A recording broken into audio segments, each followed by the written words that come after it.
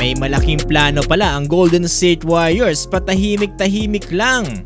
Ngayong papalapit ang NBA trade deadline na nagtatapos sa February 8, hindi lamang ang Los Angeles Lakers ang gumagawa ng paraan para palakasin ang kanilang koponan para makipag-compete dito nga sa NBA Championship. Dahil mismo pati ang top contender ng Lakers ngayon na Golden State Warriors ay gumagawa na din ng paraan. Nitong mga nakarang araw, naging sobrang ingay ng Purple and Gold dahil nga sa mga trade rumors na lumalabas. Pero lingid sa ating kaalaman ay meron din palang magandang plano ang dynastiya ng Golden State Warriors. Ayon kasi sa nailabas sa report ng Clutch Points, ay balak pang kumuha ng Warriors ng ilang mga star players nang hindi binibitawan ng kanilang mga young guns kagaya nga nila Jonathan Kuminga at Brandon Podziemski. Medyo naging tahimik nga ang Warriors itong mga nakarang araw dahil nga sa biglaang pagkamatay ng kanilang assistant coach. Kaya naman ngayon ay muli nang bumabalik ang mga sirkulasyon patungkol nga sa NBA trade rumors. Ito na kagad, unang-una sa listahan na more likely mangyayari. Ito yung pagkuha nila dito nga kay Lauri Markkanen ng Utah Jazz. Base sa mga posts na nakuha natin dito kay Shams Charania na available ang lahat ng mga players except kila Stephen Curry at dito nga sa mga youngsters ng Golden State Warriors. So possible na pwede nilang i-give up ang mga core players kagaya na lamang nila Klay Thompson at Draymond Green. Hindi rin nawawalang option na pwede nilang pakawalan dito sila Chris Paul at Andrew Wiggins. Para sa akin lang, magiging magandang addition talaga ito para sa Golden State Warriors dahil puro bigs talaga ang kailangan nila ngayon.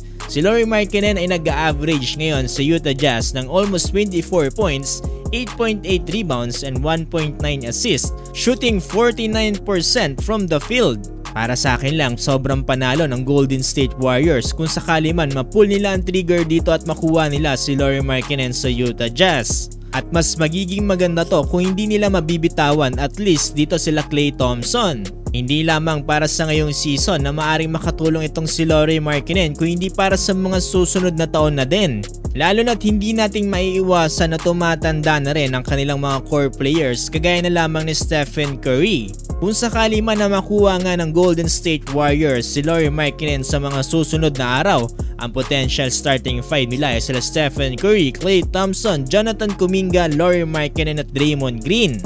Biglang sobrang solid ng lineup ng Warriors kung sakali man dahil 7-footer itong si Lauri Markkanen.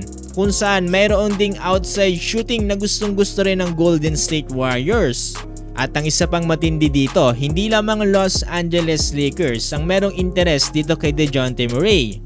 Dahil may offer din ng Warriors na kung saan ibibigay nila sa Chris Paul, Moses Moody, Corey Joseph at 2026 first round pick at 2028 first round pick kapalit nila DeJounte Murray at Clint Capela.